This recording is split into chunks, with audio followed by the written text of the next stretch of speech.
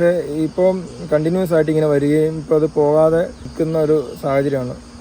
പോയ വർഷം വെച്ച് നോക്കാമെങ്കിൽ ജനുവരിയോട് കൂടിയാണ് പോകത്തുള്ളൂ. പക്ഷേ ഈ വർഷത്തെ ഒരു സാഹചര്യം കണ്ടിട്ട് അത് ഇങ്ങനെ ഇവിടെ സ്ഥിതി തുടരുന്ന പോലത്തെ ഒരു അവസ്ഥയാണ് നമുക്ക് മനസ്സിലാകുന്നത്. അതുകൊണ്ട് മുൻകരുതൽ വരും വർഷങ്ങളിൽ ഇങ്ങനെ ഒരു പ്രശ്നം ഉണ്ടാകാതിരിക്കാനായിട്ടും അല്ലെങ്കിൽ ഇതിൻ്റെ ഒരു ശാശ്വത പരിഹാരം എന്ന നിലയിൽ നമ്മൾ ഇവിടുത്തെ പഞ്ചായത്തും ഇവിടുത്തെ ബഹുമാനപ്പെട്ട MLA ഒക്കെ ആയിട്ട് ആലോചിച്ച് കഴിഞ്ഞ മാസത്തിലൊരു പഞ്ചായത്തിൽ ഒരു യോഗം കൂടുകയും ആ യോഗത്തിൽ സോളാർ ഫെൻസിങ് എടുക്കാമെന്നുള്ളൊരു തീരുമാനം.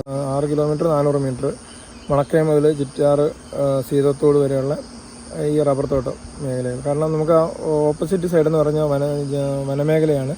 അവിടുന്ന് നമുക്ക് വന്യമൃഗങ്ങൾ വെള്ളത്തിലിറങ്ങി വെള്ളം കുടിക്കുന്നത് തടയാൻ നമുക്ക് കഴിയില്ല. കാരണം അത് തടയുന്നത് വളരെ ദുർവ്യാപകമായ ഒരു പ്രത്യാഘാതം ഉണ്ടാക്കുന്നതുകൊണ്ട് നമുക്ക് അക്കരെ സൈഡിൽ നമുക്ക് ഇടാൻ പറ്റില്ല. അപ്പോൾ ജനവാസ മേഖലയിൽ കയറാതിരിക്കുന്നതിനായിട്ട് അതിനാവശ്യമായ വെള്ളം കുടിച്ച് അതിന് ഈ ആന കുളിക്കുന്ന ഒരു സ്വഭാവം ഇപ്പോൾ കാണിക്കുന്നുണ്ട്. അപ്പോൾ കുളിച്ച് കഴിഞ്ഞ് കയറിപ്പോകുന്ന ഈ ആന തന്നെയല്ല മറ്റു പല മൃഗങ്ങളും ഈ ജലാശയത്തിലേക്ക് വരും. അപ്പോൾ അത് തടയാൻ കഴിയാത്തതുകൊണ്ടാണ് നമ്മൾ കരയിൽ 6 കിലോമീറ്റർ 400 മീറ്റർ സോളാർ ഫെൻസിങ് ഇടുന്നത്. അപ്പോൾ ഇതിനകത്തൊരു പ്രശ്നം എന്ന് പറഞ്ഞാൽ ഇവിടെ ഭയങ്കര പയറുവള്ളികളും ഒക്കെ കയറി കിടക്കുന്ന ഒരു സ്ഥലമാണ്. ഇത് കൃത്യമായൊരു മെയിൻ്റനൻസ് ഉണ്ടെങ്കിൽ മാത്രമേ ഇത് ചെയ്യുവാനും പറ്റത്തുള്ളൂ. റബ്ബർ തോട്ടങ്ങളും ഇവിടെ ഒരു ഡാമിൻ്റെ ഒരു ഭാഗം ഒരു 500 മീറ്റർ ഉണ്ട്. അതും കഴിഞ്ഞാണ് ഇങ്ങനെ പോകുന്നത്.